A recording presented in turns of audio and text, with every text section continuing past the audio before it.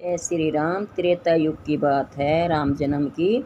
सूर्यवंशी कौशल नरेश दशरथ अपनी राजधानी अयोध्या में रहते थे। अयोध्या सरयू नदी के किनारे बसी हुई थी। एक सुंदर और समृद्धि नगरी थी। नगर का निर्माण सुव्यवस्थित ढंग से किया गया था। मार्ग साफ सुथरे और चौड़े थे। बाग बगीचे फूलों की गंध से महकते रहते थे। देवालयों से आती शंख और घंटियों की मधुर आवाज वातावरण को मनोरम बना देती थी।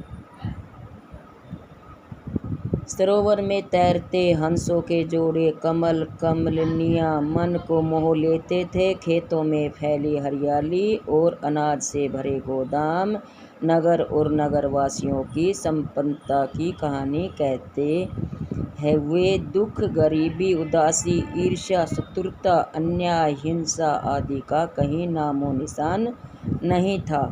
अपने सुख, समृद्धि और वैभव से अयोध्या स्वर्ग को भी मात देती थी। अयोध्या नगरी को मनु ने बसाया था। मनु और उनके वंशज सूर्यवंशी कहलाते थे। इस वंश परंपरा में मनु, इक्ष्वाकु, सगर, भगीरथ, दिलीप, रघु, अज और दशरथ जैसे प्रतापी राजा हुए। राजा दशरथ महाप्रतापी, न्यायप्रिय, ज्ञानी और धर्मप्रिय थे। इनकी 3 रानियां थीं, कौशल्या, कैकेयी और सुमित्रा। तीनों ही सुंदर, सुशील, पतिव्रता एवं पवित्र आचरण वाली। राजा दशरथ राज्य के कामकाज 8 सुयोग्य मंत्रियों की सलाह से चलाते थे। उनमें सुमंत्र प्रमुख थे। इनके अतिरिक्त वे राजगुरु वशिष्ठ, राजपुरोहित वामदेव व जाबाली से भी परामर्श लेते थे। राजा दशरथ का यश पृथ्वीलोक पर ही नहीं बल्कि स्वर्गलोक में भी फैला हुआ था। अपार यश और संपन्नता के बावजूद राजा दशरथ संतान न होने के कारण मन ही मन दुखी रहते। संतान सुख की चाहत सभी सुखों पर भारी पड़ रही थी।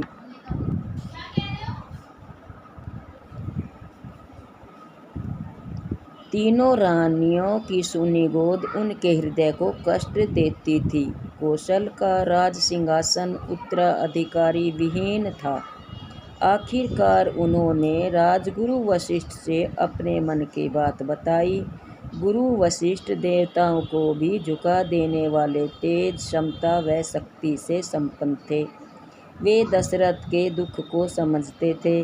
उन्होंने महाराज दशरथ को धीरज बंधाया और कहा, महाराज आप पुत्रेष्टि यज्ञ करें, आपकी इच्छा अवश्य पूरी होगी। गुरु वशिष्ठ की बात सुनकर राजा दशरथ के मन में आशा की किरण जागी। पुत्रेष्टि यज्ञ की तैयारियां की जाने लगी।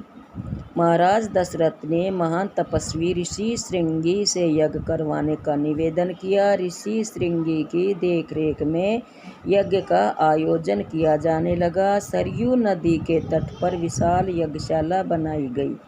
यज्ञ में अनेक राजाओं और ऋषि मुनियों को बुलाया गया। शुभ मुहूर्त में यज्ञ आरंभ हुआ। शंख, ध्वनि और मंत्रों के उच्चारण के बीच आहुतियां डाली जाने लगी। राजा दशरथ के हाथ से अंतिम आहुति पड़ते ही यज्ञ के हवन कुंड से अग्नि देव स्वयं प्रकट हो गए। उन्होंने राजा दशरथ को आशीर्वाद दिया, हे राजन, आपकी मनोकामना अवश्य पूरी होगी। इसके साथ ही पूरे विधि विधान से यज्ञ पूरा हुआ। कुछ समय बाद तीनों रानियां पुत्रवती हुई। महाराज दशरथ की इच्छा पूरी हुई। चैत्र मास में शुक्ल पक्ष की नवमी को रानी कौशल्या ने एक पुत्र को जन्म दिया। इसके बाद रानी कैकेयी ने एक और पुत्र को जन्म दिया और रानी सुमित्रा ने 2 पुत्रों को जन्म दिया। चारों राजकुमार के जन्म का समाचार सुनकर अयोध्या निवासी खुशी से झूम उठे। महाराज दशरथ, रानियां, मंत्रीगण, सभासद और नगरवासी सभी प्रसन्न थे। उनकी वर्षों की मनोकामना जो पूरी हुई थी। कोषागार, अन्नगार के द्वार खोल दिए गए। नगर में बधाइयाँ और मंगल गीत गाए जाने लगे। चारों ओर उत्सव का माहौल था। नगरवासी आनंद विभोर होकर एक दूसरे पर अबीर, चंदन, गुलाल, इत्र आदि डालकर मगन होकर नाच रहे थे। कुछ समय बाद चारों शिशुओं का नामकरण संस्कार हुआ। रानी कौशल्या के पुत्र का नाम राम रखा गया। कैकेयी के पुत्र का भरत तथा सुमित्रा के पुत्रों का नाम लक्ष्मण व शत्रुघ्न रखा गया। इस समारोह में दूर दूर से लोग आए। राजा दशरथ ने सभी को यथायोग्य वस्त्र, अनाज और धन देकर विदा किया। उनकी प्रसन्नता की तो कोई सीमा ही नहीं थी।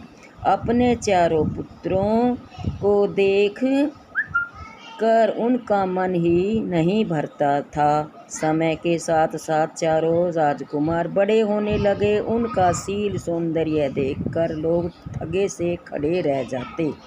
राम के सांवले सलोने रूप में ऐसा आकर्षण था कि नजरें उनसे हटती ही नहीं थी। भाइयों में आपस में बहुत प्रेम था।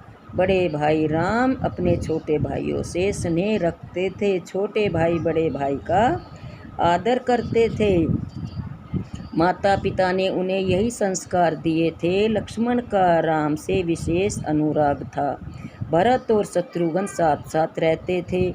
चारों राजकुमारों की बाल लीलाओं को देखकर नगरवासी अपने आप को धन्य मानते।